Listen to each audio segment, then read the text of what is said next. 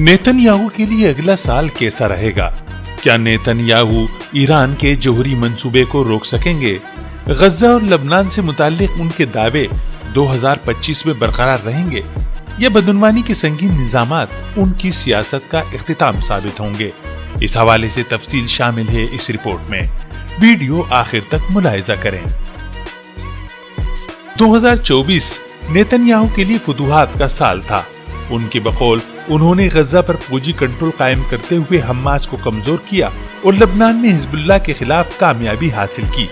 Iran के महवर को कमजोर करना भी उनके अहम मकासद में शामिल रहा।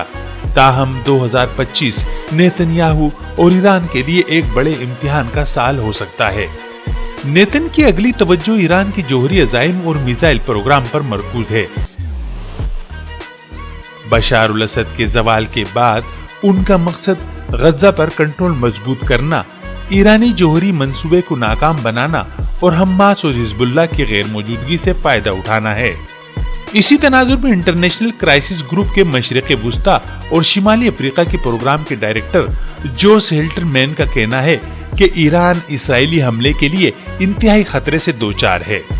खास तौर पर उसके एटमी प्रोग्राम को निशाना बनाया जा सकता है। हिल्टरमैन के मुताबिक अगर इसराइल ने हमले शुरू किए तो ये हैरान कुन नहीं होगा, लेकिन ईरान को मुकम्मल तौर पर खत्म या बेअसर करना मुमकिन नहीं।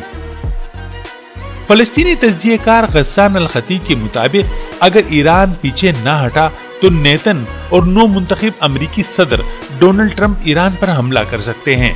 इसके साथ ईरान की तेल की सनत पर मजीद सख्त पाबंदियों का भी इम्कान है।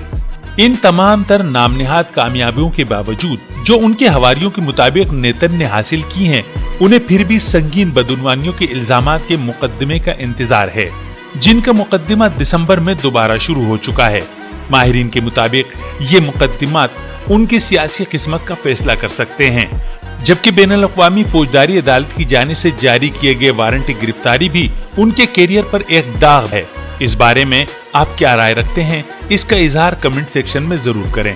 मजीद दिलचस्प और मालूमाती वीडियोस के लिए चैनल सब्सक्राइब करना ना भूलें।